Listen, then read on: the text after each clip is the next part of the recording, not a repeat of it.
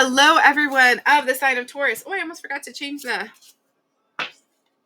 Hello, everyone of the sign of Taurus. Today, we're going to be talking about what is changing in your life. So, let's find out. I'm going to be pulling two of these, and then we'll see how it goes after that. Okay, that's one. Ooh, the nectar and the shadow.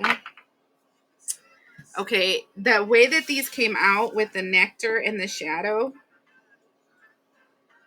Do you see how it's all colorful, butterflies and rainbows and pink and beautiful and orange and yellow in the outside? And then the hand is reaching in and then it touches into the shadow. um, Taurus, this feels like you are going to. Now I'm hearing a Madonna song, and it starts with like a moth to a flame drawn by the fire. Um, my love is blind, can't you see my desire? That's how the song goes. That's the way love goes. That's the way the love goes. You're gonna be drawn in by something that you desire. And this can be love, this can be work, this can be some kind of material possession, but you're going to be drawn in to something you desire. And it is going to draw you deep, deep, deep into your shadow, which is completely understandable because every single time we get drawn into something that allures us, it allures us because there's an aspect of ourselves that want to be revealed. And it makes us first go through the trials and tribulations of the shadow to then unlock a key that will reveal something amazing from within you, like a gift, like a calling, like something like that. But first we need to go through the trials of it. And so this makes me laugh because Taurus, for me, your sign is my Chiron. It's where my Chiron is placed, and Chiron is your lessons. And this literally feels like a huge lesson. So I'm trying to see which cards are calling me, and these are calling me. So this is crazy, but whatever. What you should look out for. And I hear only 4 of these. So 1,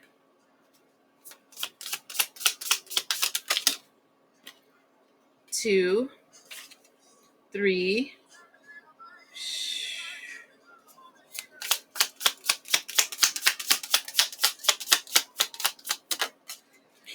And then what they're showing me? Wow. Okay.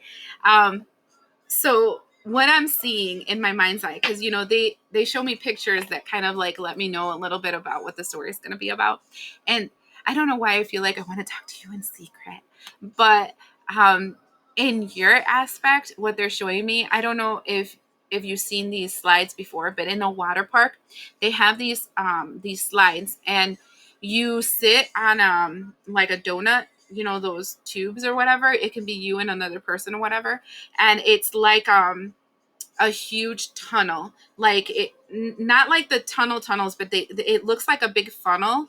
The slide looks like a big funnel, and it's dark in the inside. And then when you go in the tube, you're literally in darkness, and you're like being I want to say flushed down the toilet, because you go in this world like this until you fall out in the end of the tunnel. Okay, but the whole time, first of all, is crazy echoey because you're inside a tunnel, and secondly, you're like literally going like this, and depending on who's the heaviest one on that tube, you either going backwards or you're going forwards, or sometimes you guys flip around, and it's a really fun water slide, if you guys know what I'm talking about. But it literally feels like that, where you're just going to be whirling inside this abyss of nothingness, and then you're going to be flushed out on the other side, and you're like, holy crap, that was a fun ass ride, but it was scary as shit, right? That's what this feels like. I don't know why they're showing me that, but it's making me laugh crazy style. So the first thing I'm seeing is the card of the dragonfly, adaptivity. And it says, the dragonfly is a symbol of light and change. It is reminding you to bring a bit more light lightness and joy into your life in order to bring about the change needed to reach your full potential. Approach things lightly, which again makes me laugh about that slide, because it literally makes it's like it's scary AF, but at the same time it's so much fun being tossed around like a toilet inside this tube thing. Anyways, the second thing, the owl observations. You are being encouraged to look beyond deceiving appearances into the true reality of a situation or a person's motives. You need to hear what is really being said despite the words and emotions coming from the messenger. And that is interesting, because what I'm feeling, and if you recall, like I said, you're like yelling in the inside of that thing is super echoey. It seems like it's a really, really, really scary ride because you're hearing people yell and things being crazy. But when you're in it, it's like a fun ride, and you're yelling because you really don't know when you're going to have another dip. But it's fun when it happens, right? And so, I feel like that's why it's saying adaptability too, because I feel like this thing that you're being tempted to go towards, it's something that it's going to reveal to you um, the masks that we wear and the masks that people wear around us to mask their feelings, emotions, how they really believe, perceive, and are in the world. And then you're like being a detective throughout this process, um, and seeing the true aspects of what shadows really are. It kind of reminds me of when I started delving into demonology and really studying what demons really are, and the fact that those 72 demons of that the Solomon thing are actually aspects of Solomon himself that he had um, to see about himself, even though he thought he was pious. These were aspects of himself that were dark, and that there is value in that darkness, but there's also a way of consuming you if you don't really see them for what they really are. So that's why you have to always look at things. That I always tell people, the best thing to do when things are really bad is laugh about it, because it's not like if you're crying about it, it's going to make anything better. And it might be a defense mechanism, but I can tell you that laughter allows your mind to send out different kinds of receptors, because tears send out some chemicals inside of you that actually fog you, and but laughter has a way of sending other chemicals inside of you that allow you to see things a little bit more clearly. So just keeping that in mind. Then we have the bobcat, which is mystery. Again, this feels like you're being a detective. Whatever you're dealing with, it's it's entering the shadow realms in such a way that you're actually becoming kind of shamanistic, because you're doing the detective work within yourself and within situations around you to see the truth behind stuff. Um, my lips are starting to get numb. So we have the bobcat, and it says it teaches you that there is true power and strength in silence and patience. In order to get what you want, you must be willing to plan, adapt, and above all, have the patience to see your dreams manifest. And this is another thing when it comes to the nectar and going toward the shadow, right? The reality is that this you are delving into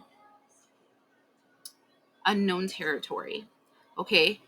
And this unknown territory you're delving into is going to reveal things that are going to make you upset about yourself, about the world, about things around you. You're going to start noticing um, different situations where you have perceived them incorrectly, or you've been deceived, or you've been manipulated, and it's going to make you feel upset. And anytime we're upset, we have a tendency of like reacting. And in your case, I feel like they're telling you, let's take a pause and don't react, and really see this for what it's trying to show you, Again, the lesser keys of Solomon is reminding me that, because those 17 Goetia spirits, literally, what that whole entire, I want to say, demonology thing is trying to teach you is the fact that we carry every one of those 72 demons inside of us in different aspects. And they trigger and they manifest in different ways. And they are, I want to say, things that are present in the human condition. And the more that we are able to understand them, the more we're able to befriend them, the more we're able to use those powers for our greatest good and to change effectively this world. But these 72 Goetia spirits are just, like, I want to say, the initiation and rite of passage of this whole process. No, something's popping into my head. Hold on one second. It's just that they, in my head, and I don't know who needs to hear this, but in my head, they keep showing me the tree of life in Kabbalah, and there's like 11 doorways, I want to say, in the tree of life of Kabbalah. And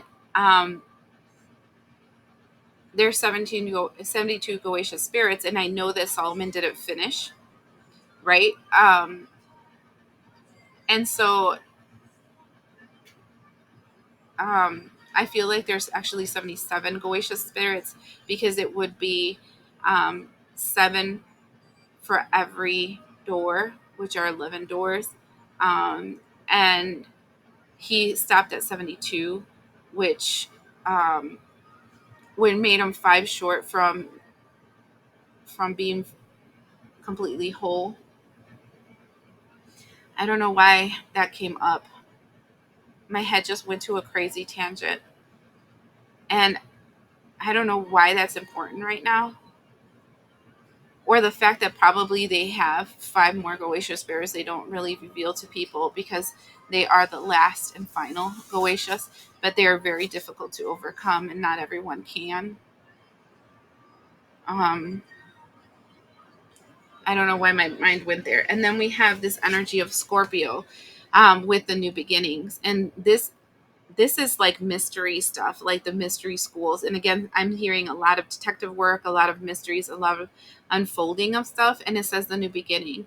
You are invited to investigate change. You see a lot of investigation.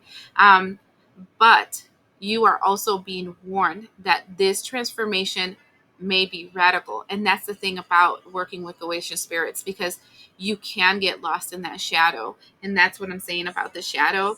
And that goes in shamanistic work too. A lot of these belief systems, they're very eclectic. I want to say I'm eclectic with my belief system, because all of them are the same thing, except they're told in different ways. And so it says, get rid of everything in your current life that can prevent you from improving. Based on this principle, destroy before rebuilding. You are promised a beneficial rebirth. And anybody that's done shadow work knows that that is the whole path of shadow work. And this goes into the whole life and death of Jesus, right?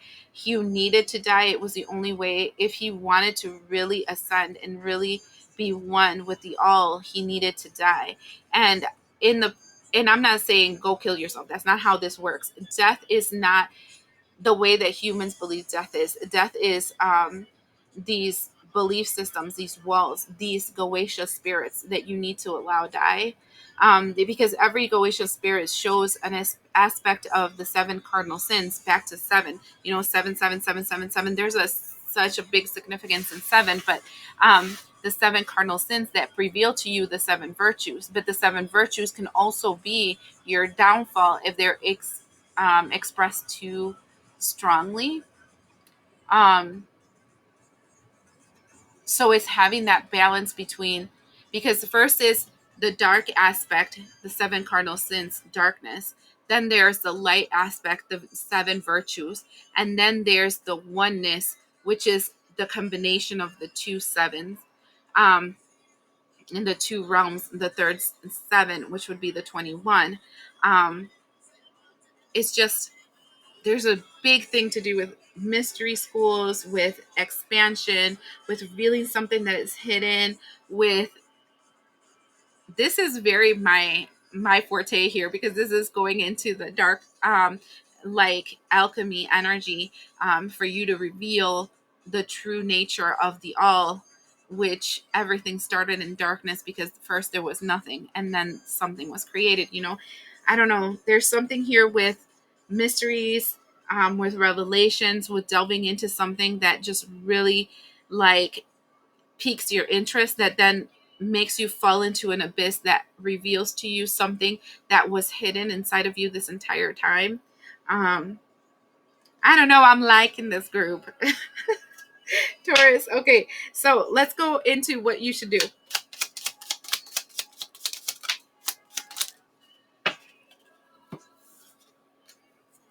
The first thing we have is the Ace of Cups in reverse, and then we have the Queen of Swords in reverse, and we have that with the Two of Wands in reverse. All three came out in reverse, and then these came also out in reverse. Mind you, the cards are not in reverse, okay? It's important for you to understand this. And then we have the the Knight of Wands in reverse. We have the Nine of Pentacles in reverse, and then we have the Temperance card in reverse. And like the entire thing went reverse. This is so crazy. But right here it's talking about not trusting your emotions. It's talking about not trusting the intelligence that you already have. It's telling you um to that this isn't a double path, that this isn't an impasse where you have to choose one side or another. It's saying that you have to be slow to act, and even slower to accept independence, because right now, for more that you believe that you are balanced, you are imbalanced.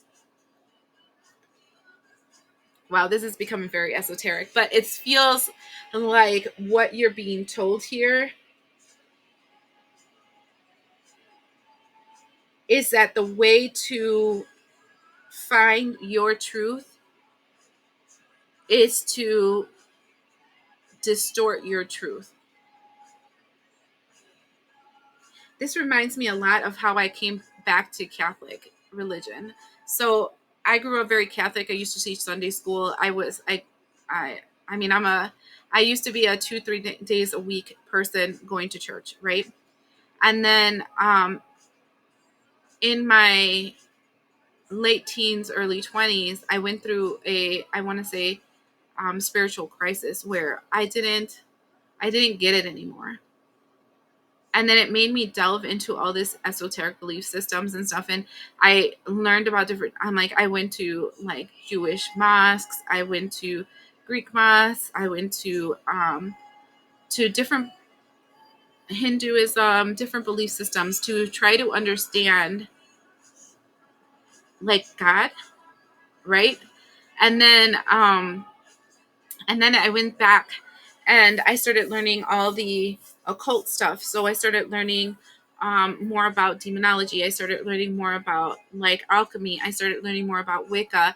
I started learning more about like Druid belief systems, which would be like Merlin stuff, esoteric belief systems like Stoicism, things like that. And uh, the more I delved into that, the more I realized that it's all the same shit. It's people trying to use their background, right? Their upbringing to understand a concept that is like not meant to be understood, it's meant to be like felt. And that there is no wrong and there is no right. There is just life and there is just death. And each one is an expression that must be revealed in this world. Um, I feel like you're going to get really lost. And it's